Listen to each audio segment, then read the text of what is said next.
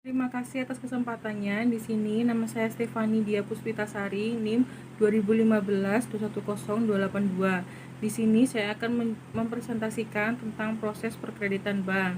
Di sini pengertian kredit bank adalah kredit atau kredere berarti percaya dengan arti pemberian kredit oleh bank kepada calon debitur dengan berdasarkan kepercayaan.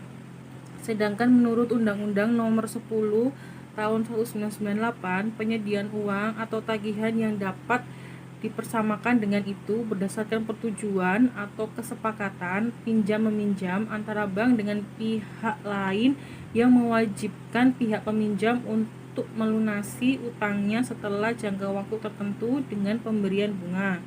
Selanjutnya, di sini saya akan mempresentasikan proses perkreditan bank. Dalam proses perkreditan bank terdapat 7 tahapan. Yang pertama, solisitasi, yang kedua, permohonan kredit, yang ketiga, analisis kredit, yang keempat, keputusan kredit, yang kelima, pencairan kredit, dan yang keenam, pengawasan kredit, yang ketujuh, pelunasan. Di sini saya akan menjelaskan apa itu solisitasi. Solisitasi adalah proses mencari nasabah sesuai kriteria yang telah ditetapkan.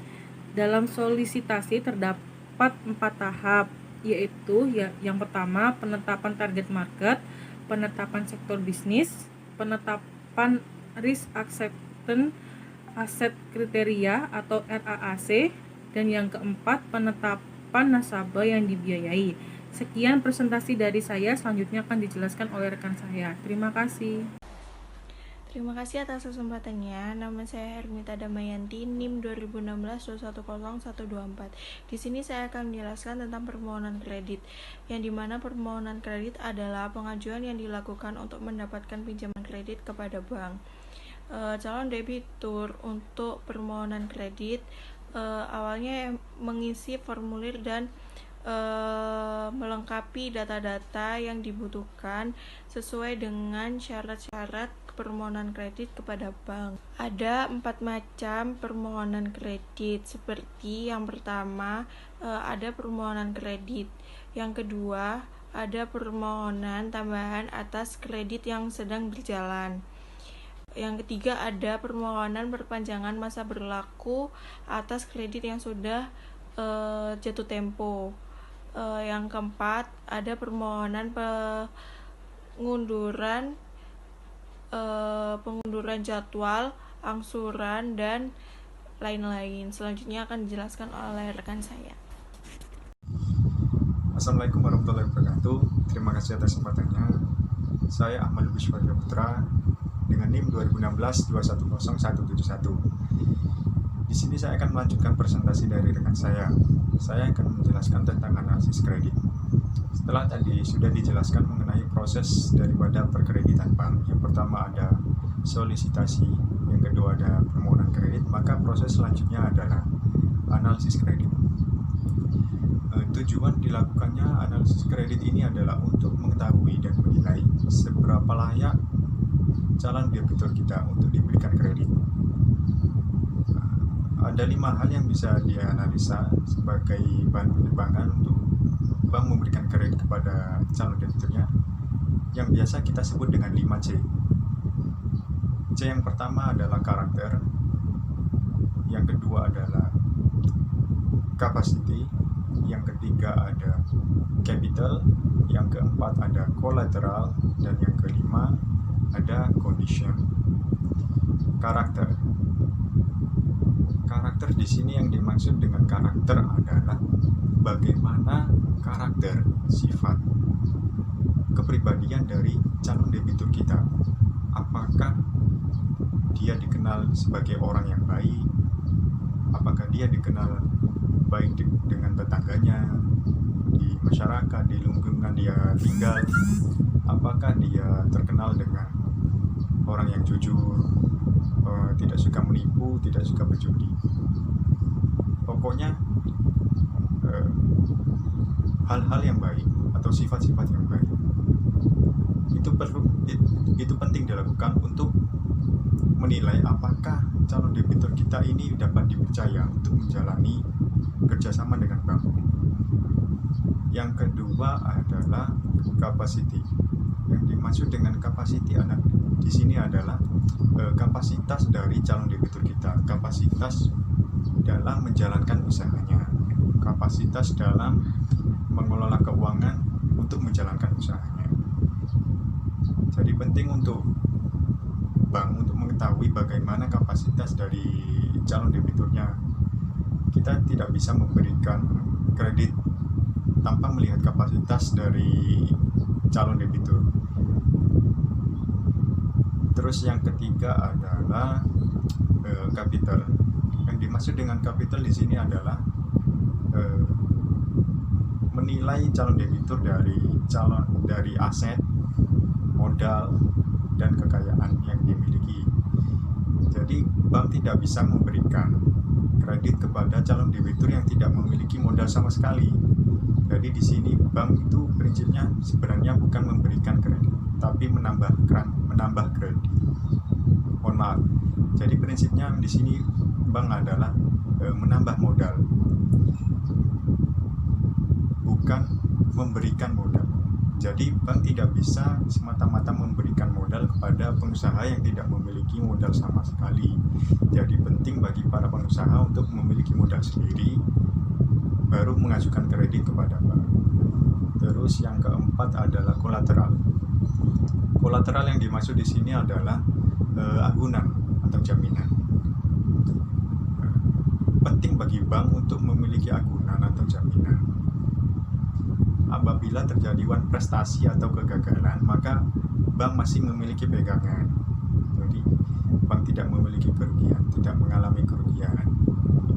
Dan yang terakhir adalah condition. Maksudnya di sini adalah condition of economy. Jadi perlu dilihat juga dalam apabila bank akan memberikan kredit kepada calon debiturnya, bank juga harus melihat bagaimana kondisi ekonomi saat bank ingin memberikan kredit. Bagaimana kondisi ekonomi atau prospek dari usaha yang dimiliki calon debitur. Jadi bank juga harus melihat hal itu. Misalnya seperti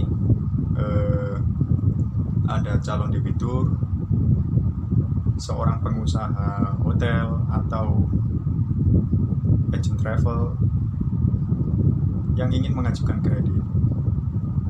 Maka harus dilihat dulu situasi dan kondisi saat ini atau saat itu. Kondisi saat ini adalah pandemi, yang mana hotel-hotel sepi, akan banyak yang ditutup, dan traveling sangat sepi karena tidak ada wisatawan sama sekali karena diberlakukannya PSBB dan lain sebagainya.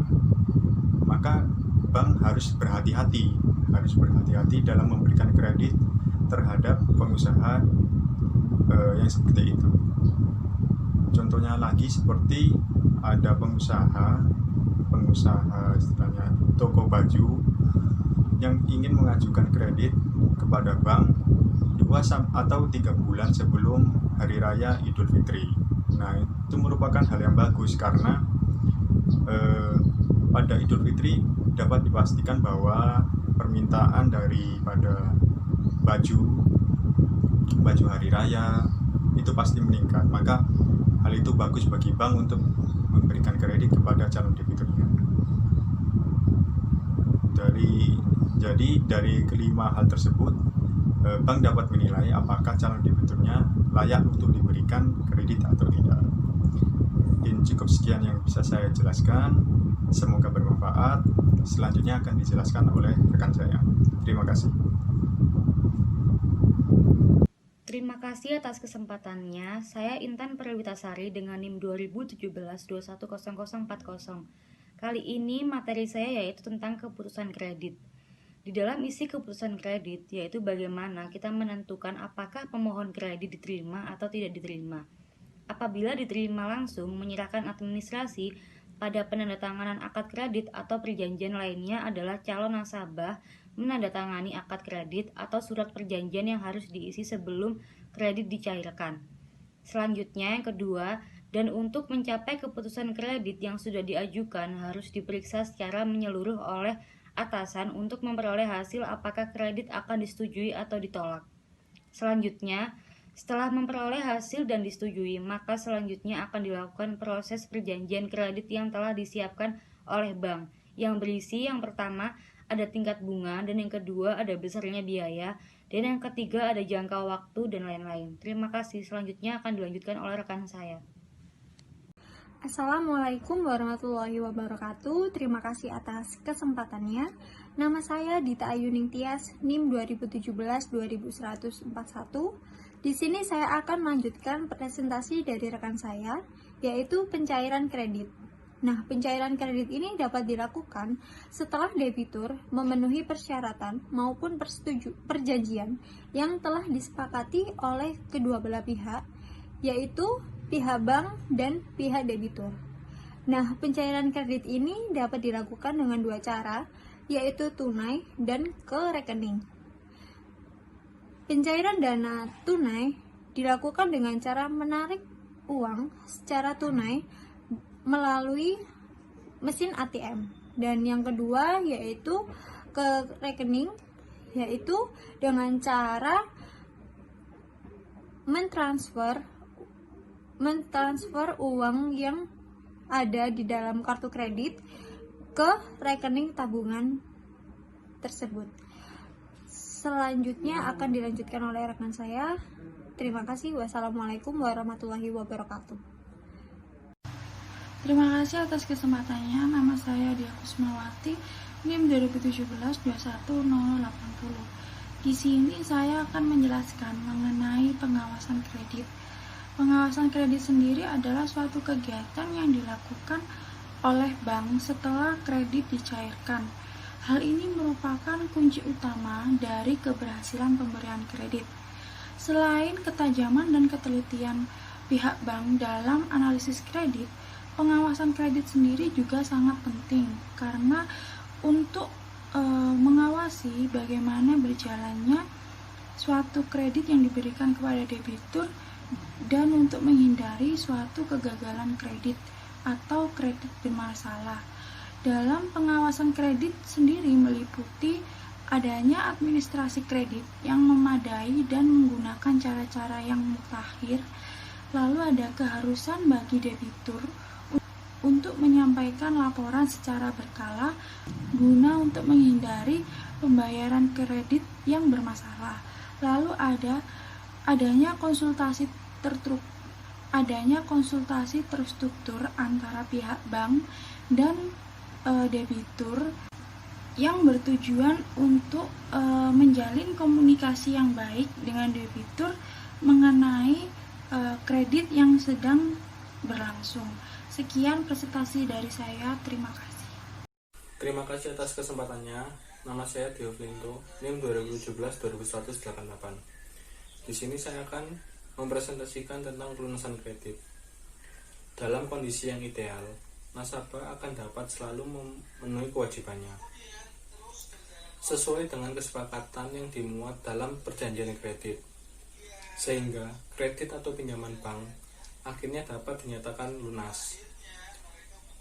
Cara pelunasan kredit adalah nasabah mengangsur sesuai dengan jumlah angsuran pokok disertai dengan bunga dan jadwal yang telah ditentukan, serta harus dilunasi pada saat jatuh tempo.